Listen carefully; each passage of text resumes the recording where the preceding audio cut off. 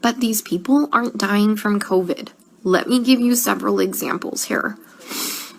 An anesthesiologist intubated the patient's, like, I think it was right,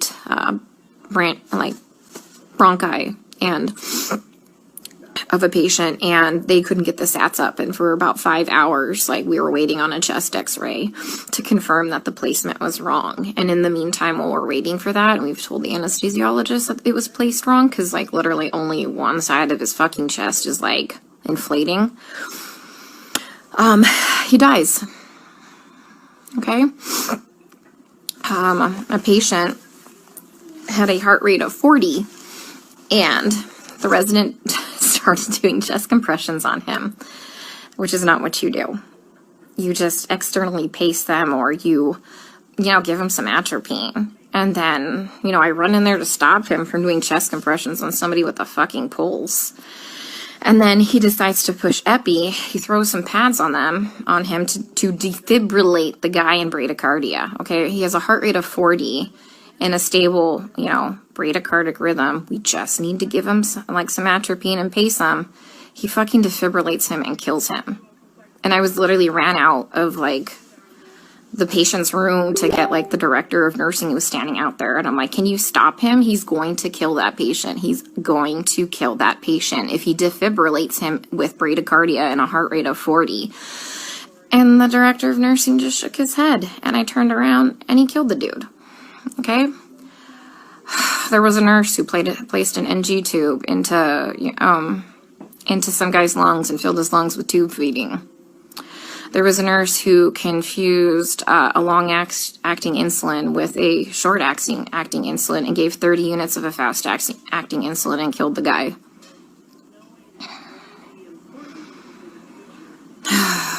What else?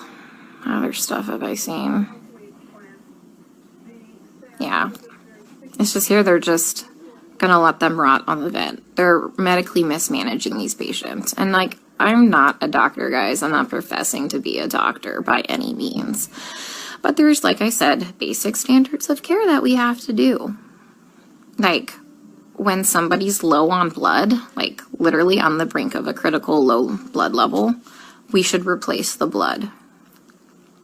But I asked the residents, and they're like, does he have internal bleeding? And I said, no. Then they're like, well, then we're not replacing the blood. Well, here's the thing. In these COVID patients, they all eventually need a blood transfusion. Their blood, if you don't have enough blood to actually oxygenate your body, the vent settings don't fucking matter, okay? They don't matter because you have no oxygen carrying capacity of your blood, okay? I told you about the patient where all that purulent drainage just kept seeping into his lungs because the ET tube cuff was leaking and nobody has a fucking manometer here to check the pressures. And I finally figured that out. And I kept saying, hey, you know what? His white blood cell count is steadily we're having a problem with it. Do you want to start some antibiotics? No. Well, does he have a fever? And I said, no, he doesn't have a fever. They didn't want to start antibiotics. Day shift nurse finally got a chest x-ray. He has full-blown pneumonia now. I've been telling them this for a while, but because he didn't have a fever, they didn't want to give him antibiotics. We have a nurse who, fell asleep at the fucking nurse's station while we were all in rooms, and her norepinephrine ran out, and the guy had no fucking blood pressure and didn't perfuse his brain, and I'm pretty sure he's brain dead. That same nurse is now running a CRRT machine, a dialysis-like machine, that she has never done before. She said she'll figure it out. Okay? I'm pretty fucking smart, and I figure a lot of shit out, but I would never attempt to try and figure out a CRRT machine on the fly.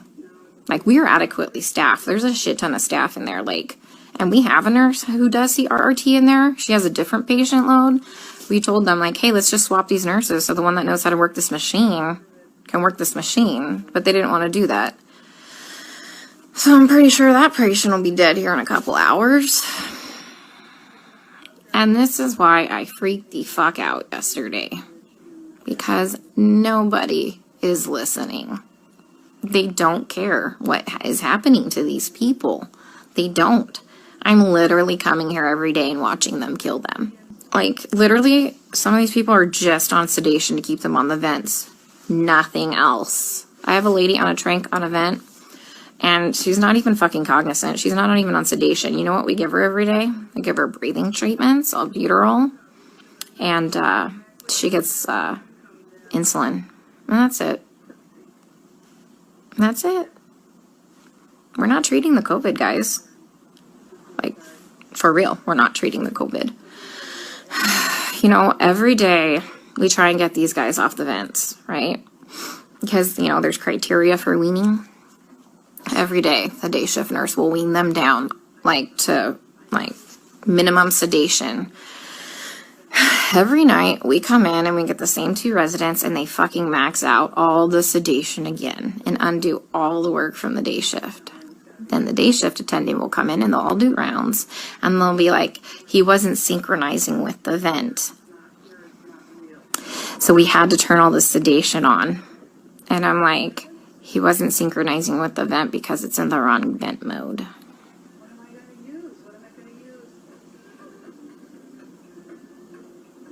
So, I legit don't even know what to do anymore. Like, I tried calling advocacy groups. I tried talking with management here, like the nursing admin. Like, nothing. Nobody's doing anything.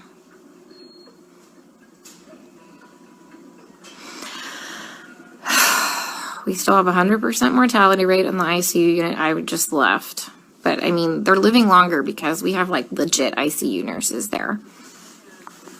So, CDC finally, like, not the CDC, FDA approved yesterday the remdesivir study. Like, to start using remdesivir for COVID patients.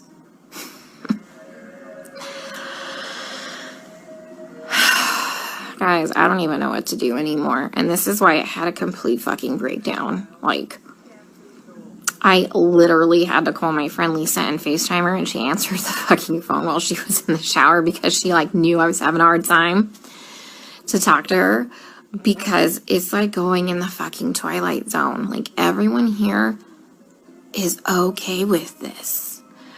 Look, the only way I can kind of put this into context for everybody is, and this is going to be kind of an extreme example, this is like really the only thing I can come up with, is like if we were in Nazi Germany and they were like taking the Jews to go put them in a gas chamber, I'm the one like there saying, hey, this is not good, this is bad, this is wrong, we should not be doing this. And then everyone tells me, hang in there, you're doing a great job, you can't save everybody, you're amazing, you're a great nurse.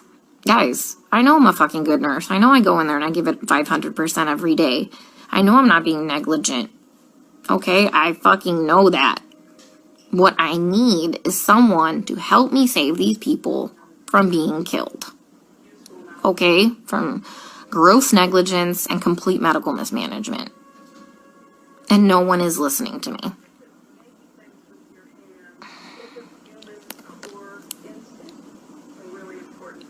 Like, for real, nobody's listening. Like, I legit don't know what to do anymore.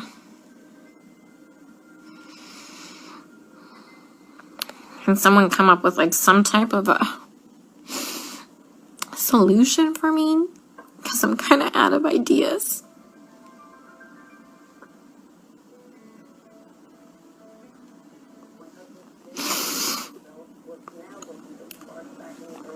You know, when I try and talk with some of the other nurses here, and they're like, well, you can't save everybody. And they all know what's happening. They all agree with me, and they all just shake their heads. And I'm like, am I the only one who is not a sociopath?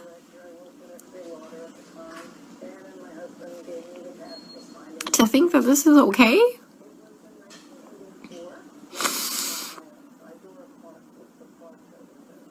I mean, guys, they literally don't even know when they're dead.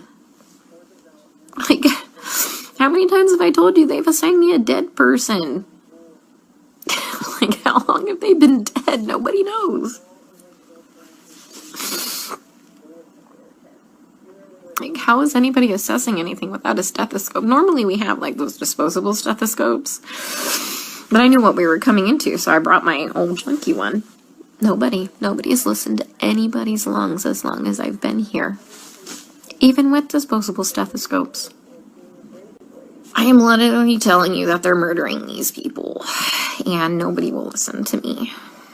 I mean, like I said, I'm not a doctor, but I'm pretty sure that when you defibrillate somebody with a heartbeat of 40 in a stable rhythm, and you kill them, that's murder. And I'm pretty sure that when you put somebody's PEEP up to like 25 and PEEP doesn't go past, I think, like 15, 20, and you blow their lungs out and they die, I'm pretty sure that's murder. You know, I mean, I've just watched a doctor drop a central line and fucking rupture like the subclavian like vein, and the guy fucking bled to death.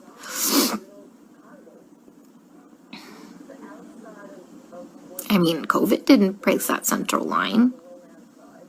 COVID didn't kill that guy. I mean, he was a COVID patient. I mean, every single patient I've taken care of, guys, is a COVID patient. Like, I've never had a non-COVID patient, okay? I watched an anesthesiologist place an ET tube and rupture their esophagus, and the guy choked to death on his own blood. COVID didn't place that ET tube incorrectly. Nobody cares because they're all minorities and we're in the fucking hood.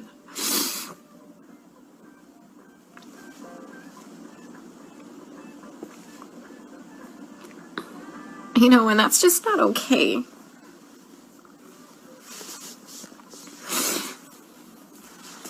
You know, I grew up really poor. And so I know what it's like to be, like, completely forgotten and for nobody to advocate for you. I'm sitting in the vending machine room because it's nice and cool. I'm in between units right now, so they haven't realized I'm gone. I figured I'd have a mini meltdown and then get my shit together because I've never been to the other unit. Mind you, I've been on this unit the whole time, and whatever, I'm flexible. But once again, you know, I talked to admin. Next day I got moved. That's what happened to the other hospital. They don't care what's happening to these people. And I just have to keep watching them die. And alright guys, I'm going to the new unit. Let's see how they kill them there, okay? Stay safe. Stay out of NYC for your healthcare.